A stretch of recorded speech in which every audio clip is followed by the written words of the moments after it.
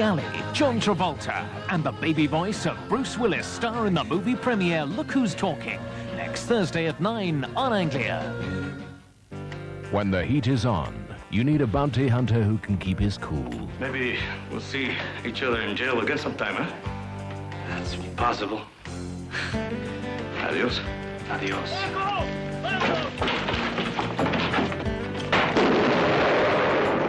Clint Eastwood is Joe Kidd, Friday at 11:25.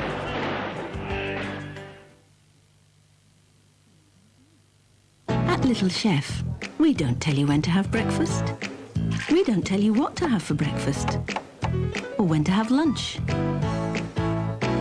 Or what to have for lunch. Or when to have tea. Or what to have for tea. We just cook what you want when you want it.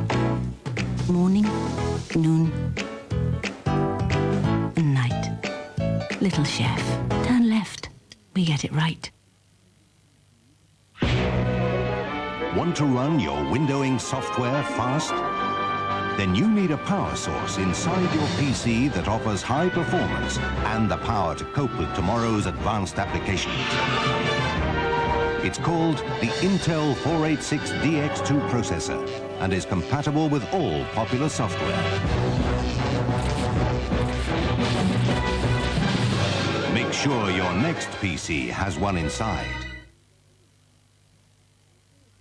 It's a monster of a Friday night on 4. You see this here? This is the hand of a classically trained violinist, right? Unfortunately, this is the hand of a bricklayer. Followed by monster hits from the MTV Video Music Awards. Log into Aerosmith, Janet Jackson, Lenny Kravitz, R.E.M., Soul Asylum, Spin Doctors, Sting, and Peter Gabriel. Shake, Giggle and Roll tomorrow night on 4. This is Anglia Television. Now this evening's main national and international news from ITN, read by John Suchet.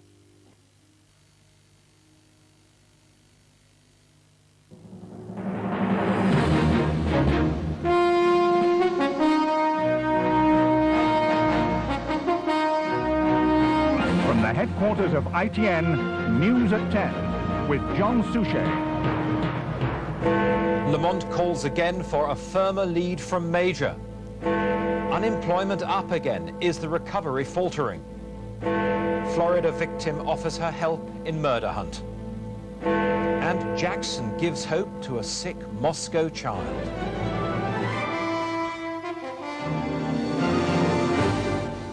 Good evening. The former Chancellor Norman Lamont spoke out again tonight about government policy, saying a firmer line should be taken against any suggestion of European monetary union.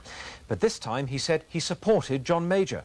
Senior Conservatives have been doing their best to dismiss speculation about a possible challenge to the Prime Minister's leadership, prompted by Mr. Lamont's newspaper articles this morning. Mr. Major said they were rather sad, and talk of a leadership election this autumn was silly. Our political editor, Michael Brunson, reports. Tonight, the former Chancellor used the recording of BBC's Question Time, to be shown later this evening, to explain that when he'd said that Britain could do well given the right leadership, he was arguing that John Major should be firmer about opposing a single currency in Europe. I believe that we should now be firmer about saying that a single currency in Europe is an unrealistic thing, given the experience of the exchange rate mechanism, given what has happened in Germany. Unrealistic, Mr. Major's precise word in the Commons. A Lamont challenge for the leadership? No, he'd support Mr. Major. Then, cue Lord Jenkins for an astonishing exchange with Mr. Lamont. He was John Major's campaign manager. As a result of this, he was rewarded by being made Chancellor of the Exchequer. That was the root of the trouble, because I'm afraid he wasn't up to the job. And that was manifestly the case. The only thing is, I just wish you could grow old gracefully and not be quite so bitter about other people. This morning, the Prime Minister had slipped out of the side entrance of Downing Street, where inside his aides were barely concealing their wearied annoyance. Of course, the Prime Minister's in charge, they said. He's just chaired Cabinet, and he will for years to come. And how come Norman Lamont didn't argue the toss over policy when in government? And the Prime Minister's own reaction? I'm rather sad that Norman should have written as he did, but that is a matter for Norman. I think it's rather sad and rather disingenuous. Disingenuous, not the whole truth. But what about a leadership challenge this autumn? That has been a silly season story for some time, and I think it will prove to be silly. Silly, maybe. At the moment, there's no sign that the 34 Tory MPs it takes are ready to trigger an election. But as Mr. Lamont stepped out for his morning papers this morning, he must have been well aware that to appear to question Mr. Major's leadership only fuels the private muttering and criticism of the Prime Minister, which you can all too easily find among Conservative MPs. Even some of those defending him today, while attending to their civic duties, were admitting that the Prime Minister must do better. I don't think anyone facing that general election as he did could have brought us through this period with their reputation enhanced. But he's going to improve on his performance, I've no doubt at all. And with our support, and that's what's crucial, with our support, I'm quite certain we can go from strength to strength. But from one Cabinet Minister at Cabinet today, unequivocal support tonight. There's no question of any leadership challenge of any kind at all. I hope and believe, and I'm absolutely confident that John Major will continue to be Prime Minister for a very long time. But Mr. Major, with Norman Lamont right behind him at last year's party conference, will need to do his bit, especially at this year's gathering. So many in his party want him to assert his leadership, show them who's boss, and above all, really give them something to cheer about after a dreadful year. And Michael Brunson joins me now. So, Michael, no leadership challenge for John Major this autumn? No, I don't think so. But the problem is that people are still talking about it, and the fact is that senior cabinet ministers like Michael Howard are having to answer that question. And when, for example, I talked to one very middle-of-the-road Tory backbencher, very senior person, this afternoon, and was saying to him, no leadership challenge, he said, well, no, not at the moment. But he said, then remember, we didn't know that Sir Anthony Mayo was going to challenge Mr. Thatcher the first time round until about 3 or 4 weeks before it happened. There's just this niggling doubt in people's mind all the time. So even if there isn't one, John Major's not out of the woods? Well, the problem is that it's raised the whole question again. And I think the problem for the Prime Minister is that because it has been raised, you then are not hearing, apart from people like Michael Howard, that absolutely 100% support. Talking around it today, a lot of people are sort of saying, yes, we'll give the Prime Minister our support, but this and that, he must do better. We're still not happy. We wish he'd show more leadership. That's where, in a sense, John Major isn't out of the woods yet. And a poll out tomorrow, which won't bring him any comfort. Yes, I mean, Labour still massively ahead, and if you add that to the figures we got today on unemployment, and if you add that to the fears about inflation, no, certainly not out of the woods yet. Thanks, Mike. And more bad economic news added to the Prime Minister's discomfort today with the second monthly rise in unemployment in succession. Nearly 6,000 people lost their jobs in August, bringing the total number of people out of work and claiming benefit to over 2,900,000. Our industrial correspondent, Stephen Cape, reports. The government was eager to dismiss claims that 2 monthly rises in unemployment meant the recovery was beginning to falter. Ministers pointed to other statistics, an increase in overtime and a rise in job centre vacancies. I'm afraid we have too many Jeremiahs in our country, and it is quite clear that the recovery is creating new opportunities for jobs, and I think that's something that everyone will want to welcome. Opposition MPs were not impressed. Well, I've had my doubts about the strength of the economic recovery. Clearly some things have been improving, but the employment situation hasn't been improving. Nobody really believes it has. Most regions saw a small rise in dole queues, the worst hit areas, the southeast, Wales and the north. Experts say the outlook may not be that promising. The rate at which output is now rising is consistent with unemployment staying roughly constant. What we hope is that there'll be a little bit of an acceleration in the second half of the year and perhaps some further fall in unemployment, but not very much, I fear. The latest government borrowing figures showed once again that ministers will face a huge deficit unless public spending is tackled or taxes are increased. Public borrowing in April last year stood at £3.4 billion. It steadily increased over the months to more than £36 billion. This April it started at 4.6. Last month the deficit increased to 18.4. It's set to reach about £50 billion. Economists say the Chancellor has little room to manoeuvre. Certainly the pressures on public spending are still there. They'll be intensified by public sector pay claims, and of course if the PSPR does turn out to be worse than the government is expecting, anything above 50 billion, then higher taxation will almost certainly be on the agenda in the November budget. The government is anxious to control public sector pay next year to reduce the level of spending, but tomorrow ministers will hear what 500,000 nurses, midwives and health visitors want, it'll certainly be a rise over the rate of inflation. The Education Secretary, John Patten, said that up to 80,000 teachers' jobs could go if a pay claim put in by the National Union of Teachers today were to be met in full. It asked for 13%, 2 days after the government announced that public sector pay wouldn't automatically go up. Here's our Home Affairs reporter, Harry Smith. The union argues that a big pay rise is necessary to keep good teachers in the profession. But the government says a better way of achieving that is to pay teachers by results. This opt-out comprehensive in Essex is one of 14 schools in England and Wales which has performance-related pay. Teachers become more productive by being better motivated. Teachers are better motivated when somebody turns around and says to them, "Well done, you're doing a good job." At Cecil Jones High School, teachers were assessed in 4 areas: how they taught in class, how well they handled the administrative side of the job, what they contributed to the team effort, and how well they fitted in with the ethos of the school. Each teacher was awarded up to 5 points for their abilities in each area. The teachers with the most points got a £500 bonus. Among them was the school's head of humanities. I think certainly for the people that were rewarded by the scheme, obviously it's been a positive experience, and certainly I think the other members of staff would recognise the contribution that the people that were awarded the increment actually make to the staff.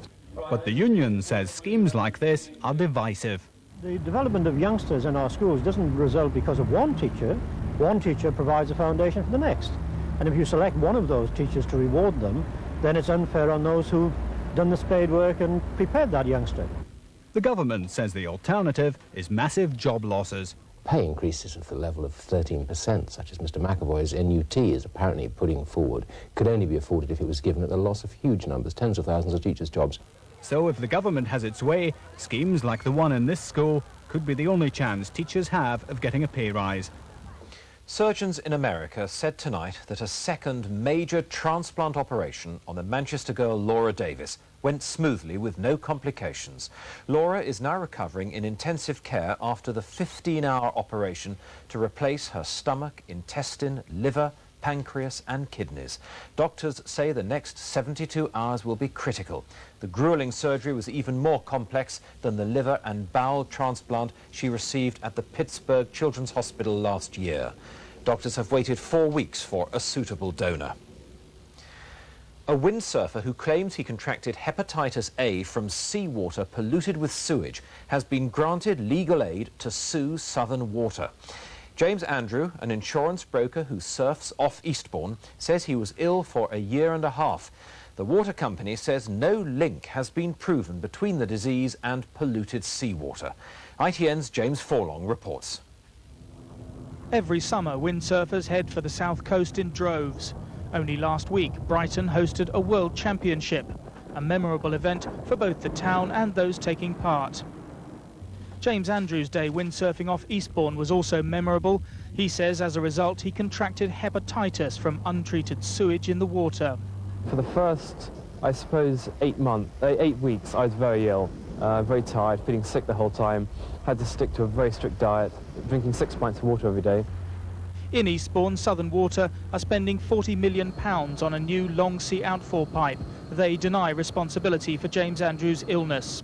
Obviously, we don't wish anybody to catch any illness, but we believe that there is no link between swimming in the sea and this kind of illness. But some water users believe treatment plants that use ultraviolet light to kill the bacteria in sewage are a far better solution. Long sea outfalls are simply designed to make the beach comply with the bare legal minimum to avoid prosecution under EC law. They don't tackle the viruses, the things that actually make people ill. And rather than the bare minimum I standard, they want to see British beaches meet the European Community G standard, a much tougher test of water quality and one only reached by a handful of British beaches. It's the first time an individual has obtained legal aid to bring a case such as this. It's being seen as a test case, but lawyers say they already have other claims for damages waiting to be made against other water companies. James Forlong, News at 10, East. Coming next on News at 10 tonight, the murder hunt in Florida. Teenagers are questioned about the killing of a British tourist. The Royal Navy ends another military tradition, why the Wrens are to be disbanded. And anguish for the family whose father was shot dead by the IRA. This man, who's taller than I am, is just lying like a little boy, just stone cold.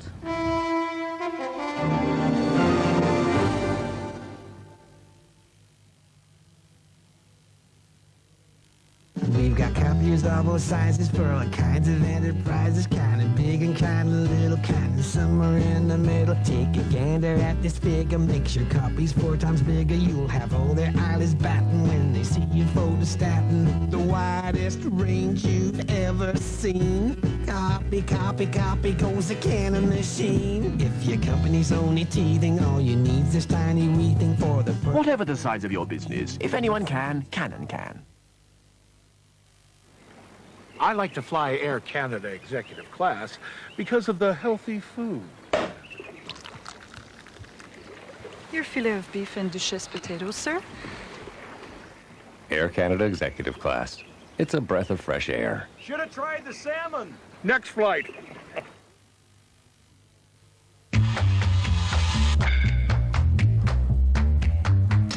Thanks to Hewlett-Packard's range of affordable black and white and color DeskJet printers, everyone can improve their image. DeskJet printers from Hewlett-Packard.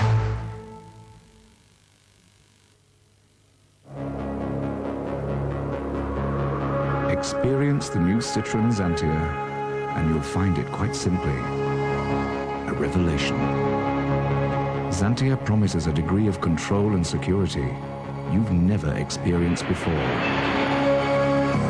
Its unified safety structure has been designed to resist impact from all angles, while Xantia's advanced road handling system, similar to Formula One design, offers a unique combination of ride comfort and road holding. The Citroën Xantia. In petrol or diesel, it's the car to eclipse all others. What was World War II really like for the men and women who fought in it? Some of the equipment we've not trained with. It only joined us when we started fighting. Find out in Images of War, a fortnightly publication that uses eyewitness and previously unpublished material to re-examine the crucial campaigns. Strategic battle maps, historical documents, reprints of newspapers of the day let you relive the war. Get Images of War and see World War II through the eyes of the people who fought it. Part 1 costs just 30 pence. If you've ever tried to give up smoking, you'll know just how difficult it can be. How life can feel dull and meaningless. But there is effective help to beat the craving. If you're determined to quit, try Nicorette patch or gum. Nicorette helps you through the hard times. Indigestion? Settler's Tums, express relief in 3 fruity flavors, blackcurrant, orange and lemon.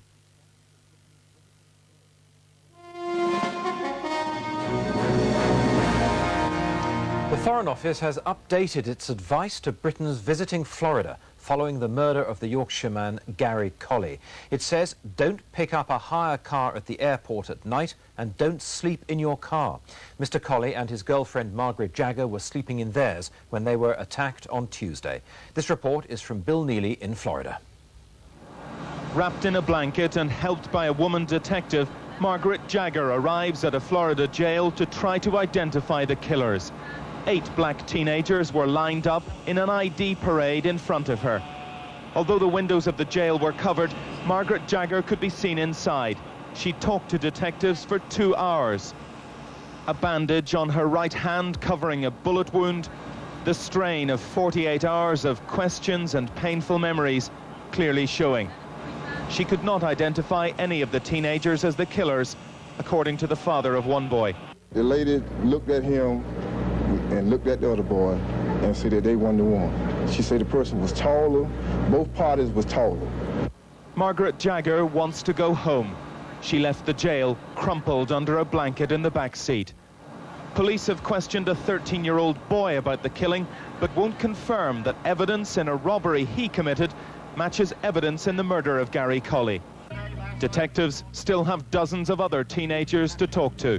We're optimistic. I think we said that when we recovered the car. Pictures of the car and descriptions of those involved have been circulated. The police are convinced the killers live within miles of the shooting. The hunt is narrowing. Bill Neely, News at 10, Tallahassee, Florida.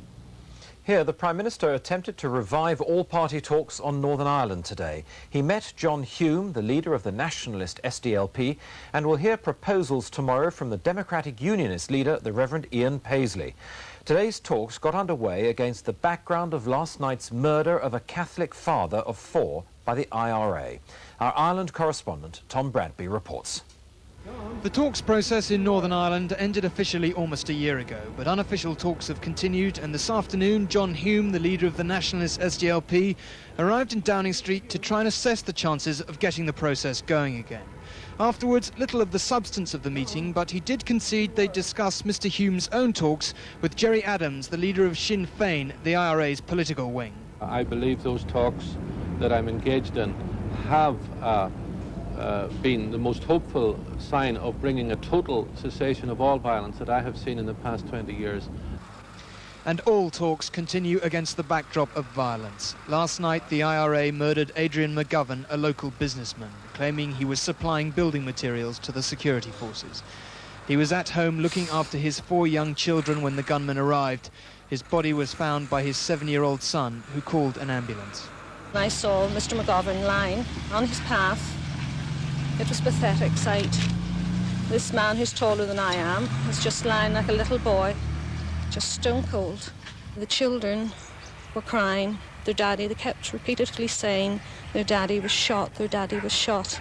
And they just looked up at me and their little eyes pierced my heart. The leader of the Democratic Unionists, the Reverend Ian Paisley, will follow Mr Hume into Downing Street tomorrow. Both meetings are a reflection of the level of activity that continues behind the scenes here. And though there's been no tangible sign of progress yet, the feeling remains on all sides that the status quo is not acceptable and a breakthrough must be found. And the current high level of violence here only reinforces that. Tom Bradby, News at 10, Belfast. The American entertainer Michael Jackson won some new fans today in Moscow. He went to an orphanage and a hospital, reportedly offering to pay for treatment for one child in America. Colin Baker at ITN reports. Michael Jackson cancelled his flight out of Moscow. Instead, he went out to play. A trip to visit children in hospital suddenly appeared on his schedule, to the delight of the youngsters on this ward. One of his aides said that the singer had asked for one of the children to be flown to America, the care and treatment which Jackson would pay for. This was a more relaxed Jackson, doing off stage what he likes doing most, being with and entertaining the young. For what else would he like to do? I like to sing with them. We all know a song together. And from the children in a nearby orphanage, there was a song, not one he knows the words to, but for a few moments it turned a star into a spectator. And perhaps helped push away all thoughts of recent ordeals and the allegations of the sexual abuse of children he faces back home and the possible police interrogation still to come. Other news, the Australian Prime Minister Paul Keating has arrived in London to discuss cutting his country's ties with the monarchy. Mr Keating, who wants Australia to become a republic, will stay with the Queen at Balmoral over the weekend. He's also due to have talks with John Major and the Labour leader John Smith. Britain's most expensive footballer narrowly escaped going to jail today. Duncan Ferguson, who cost Glasgow Rangers £4 million, was put on probation after being found guilty of assault. It's his 3rd conviction. And doctors say the actor Simon Cadell, best known for his role in the television comedy Heidi High, is dying. They say he's suffering from an inoperable condition unrelated to a previous heart attack. Lord Owen and Thorvald Stoltenberg have asked Bosnia's Muslim, Serb and Croat leaders to another meeting at Sarajevo airport next Tuesday to try again for a peace deal. The Muslims say they'll be holding out for more territory. Hundreds of thousands of them have lost their homes in the civil war, most driven out, one group swindled out. They were told by the Croats that if they agreed to leave Mostar, they would be resettled abroad. They got no further than the Croatian island of Obožon. Our Foreign Affairs correspondent, Michael Nicholson, has this special report. Out of sight, out of mind. Aubergine Island is ideal for putting aside an aggravating problem, which is exactly what the 1,000 Bosnian Muslims here are to the Croatian government. They all tell the same story. They lived in or around Mostar, but in between the fighting, the Croats made them an offer: leave their homes peacefully and they would be resettled in another country. What were you promised? To go in third country. Which country? Any country? You must write on paper which country you want. I'd like to live for a while in England or Holland. You were promised that you would be sent to another country? Yes, when we leave Mostar. And nothing's happened? Nothing. It was all lies, of course, a cruel con, just to get them out of a city the Croats want as their own. Now they face a winter under canvas, dependent on Croatian charity for their meager daily ration of rice and vegetables. There's a scarce and limited supply of fresh water, and their children, and some babies here are only 3 months old, are already showing signs of disease. They were promised a doctor, but instead an American charity has sent 3 psychologists to help them get used to the idea of staying. They have here everything we can give to them. It's not much, is it? Like everybody else at the refugee camp. I think we're already seeing just this week the effects of a few days of cold winds, high seas, the transportation problem, what this does psychologically and also what this does physically. So they have their tents, food of a sort, they have their 3 psychologists, and they hope the arrival next week of a doctor. They came here with great promises and great expectations. Now they have nothing and nowhere to go. But at least one family's got away, even while we were filming. Haris Blagajats got news from London that the efforts of British aid workers had finally persuaded the government to allow them to settle in Britain. They had permission to leave with us. It was the happiest news, followed by the saddest farewells. They had suffered in the war together. As refugees, they have lost everything together. And how hard it must have been to wish the lucky ones goodbye and then be left behind, marooned and forgotten in their squalor and despair. Michael Nicholson, News at 10, Aubergine Island, Croatia. Cricket, and only 3 weeks after wrapping up the county championship, Middlesex were humbled by Worcestershire at New Road today. They were 68 all out after only 110 minutes, which equals the lowest score of the season. And finally, after surviving 2 world wars and a sexual revolution, the Women's Royal Navy is to be axed. Admirals and government ministers have agreed there's no longer any need for segregation in the senior service. But as our defence correspondent Geoffrey Archer reports, the disappearance of the Wrens ends 80 years of distinguished history. It was war that got women into military uniform, but in 1916 their horizons were somewhat limited. The severe manpower shortage led the Army to consider training units of women for such military jobs as cooking. In World War II, however, the Women's Royal Naval Service came more into its own. 75,000 women served in the Navy. Winston Churchill was fond of Wrens. They worked as writers at his summits with President Roosevelt and Joseph Stalin. They had a more active role too, piloting Liberty boats in Gibraltar and the Far East. It was another 45 years, though, before they were allowed to brave the very male preserve of the warships themselves. In 1990, they went to sea with the men for the first time. Ashore, some sailors' wives protested, fearing their husbands would be unduly tempted by their new shipmates. There were cases of shipboard indiscretions, but women now serve successfully on 20 British warships, including HMS Invincible, currently on operations in the Adriatic. They're now fully integrated within the Royal Navy, serving with the same pay and conditions as the men. So the Defence Ministry believes there's no longer a need for a separate women's service. The Wrens will follow their Army and Air Force counterparts and march their service into the history books, probably later this year. And that's the news. Good night.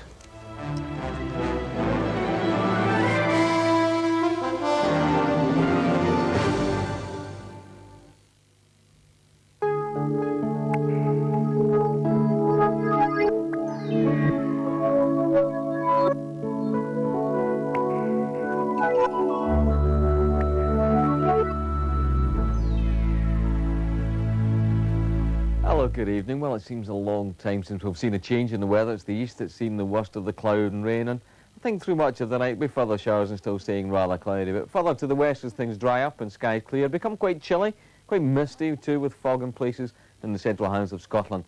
A touch of frost, believe it or not. Does mean though that for tomorrow a gradually improving day. I think a little bit brighter, misty around dawn in particular, but the mist tending to thin and break as we go through the morning. There are some showers around in southeastern parts of England, but you will find they'll be clearing away, and indeed, as we get into the afternoon, the cloud will be lifting, the sun may even come out in a few spots.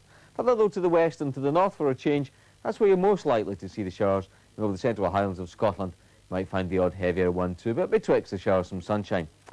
Temperatures nevertheless remain rather disappointing across much of the country. 15, perhaps 16 in the odd spot, 16 is 61 degrees Fahrenheit. But down that North Sea coast, you've still got the wind coming in from the sea, so it means it will stay rather on the chilly side. 13 or 14 is just in mid-50s Fahrenheit. Good night.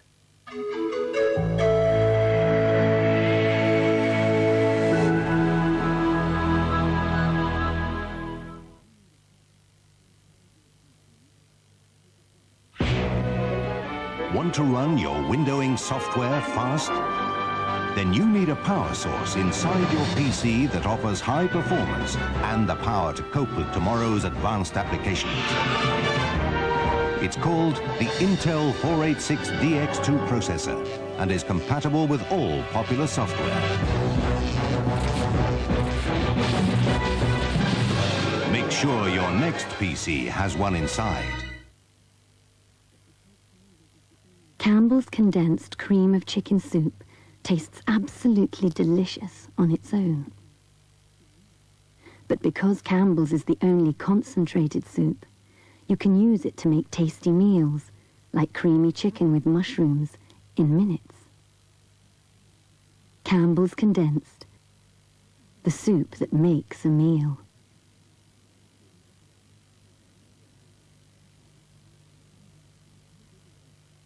What was World War II really like for the men and women who fought in it? Beim Vormarsch dachten wir ständig an Zuhause und an unsere Familien. Find out in Images of War, a fortnightly publication that uses eyewitnesses and reprints of newspapers of the day to tell the real story of the major battles. You'll get details of weaponry, maps let you compare strategies, and the people who stayed behind here and in Germany tell their own story.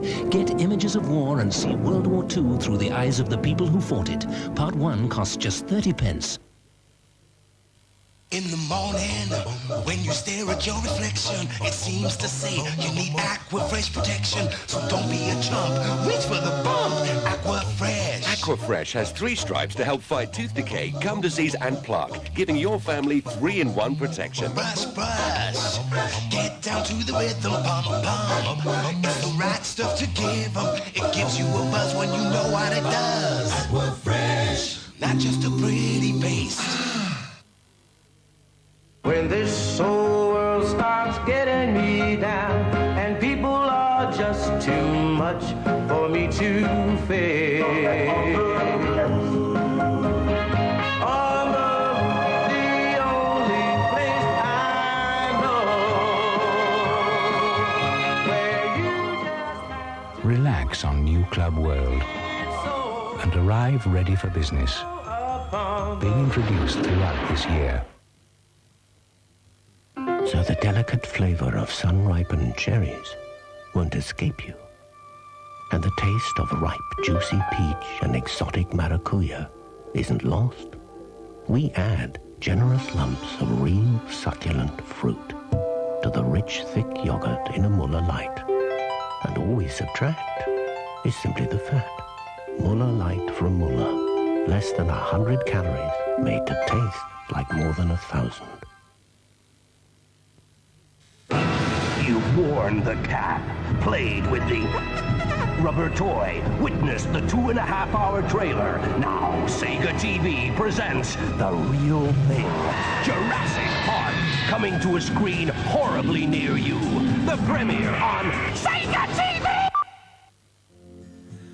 Tell me, dear. Get all shook up when Elvis the Musical rocks into town next week at the Cambridge Corn Exchange. Book now. The big fight on Saturday. The WBO middleweight championship between Chris Pyatt and Hugo Corti. And Norwich's Herbie Hyde continues his battle to establish himself as a world-class heavyweight. The big fight Saturday at 11:10 on Anglia. Die Hard 2 continues in just under 10 minutes after Anglia News.